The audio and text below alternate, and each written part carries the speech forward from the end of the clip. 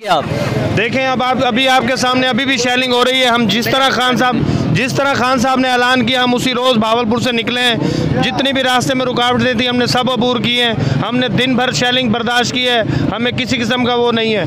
ये खान हमारे बच्चों के लिए, आने वाले कल के लिए जंग लड़ रहा है। ये खान का ठेका नहीं है अकेले का, हमारी कौमी गैरत का सवाल है। हमने चोरों को कभी कबूल नहीं करना, क्योंकि ना तो हम जहनी गुलाम हैं, ना हम मफाद परस्त हैं। हम गैरतमंद पाकिस्तानी हैं, हमें गैरतमंद लीडर मिल चुका है। हमारा काम है अब उसकी कदर करें।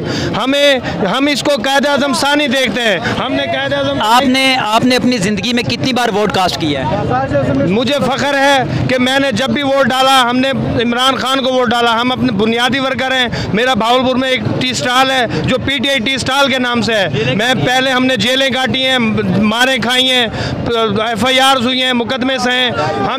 मैं एक चाय वाला हो के मेरा किराए का घर है, किराए की दुकान है, और मैं इमरान खान के साथ हूँ। नवाज शरीफ के लिए बहुत बड़ी दलील है कि एक चाय वाले को इमरान खान समझ आ गया, लेकिन इस घटिया नून लीग के जो वर्कर्स हैं उनको ये समझ नहीं आ रहा। अब ये बात सियासत की नहीं है, ये हमारी नस्लों की, मुल्क की है, और हमारे आने वाले नस्लों के मुस्तकबिल की है, और हमारे गैरत की जंग है, और मुस्लिम उम्मा की जंग है। पूरी मुस्लिम उम्मा को अब ये लीडर मिल चुका है, और मेरी रिक्वेस्ट है अपनी कौम से कि इसका साथ दें। इसका कोई अपना ज़ाती एजेंडा नहीं है, ये मुखलिस आदमी है। देखिए, मैं एक छोटी सी मिसाल देता हूँ। इमरान खान प्रोफेशनल था, इमरान खान में इंसानियत है, इंसानियत का वो प्रोफेशनल था, वर्ल्ड कप ले आया।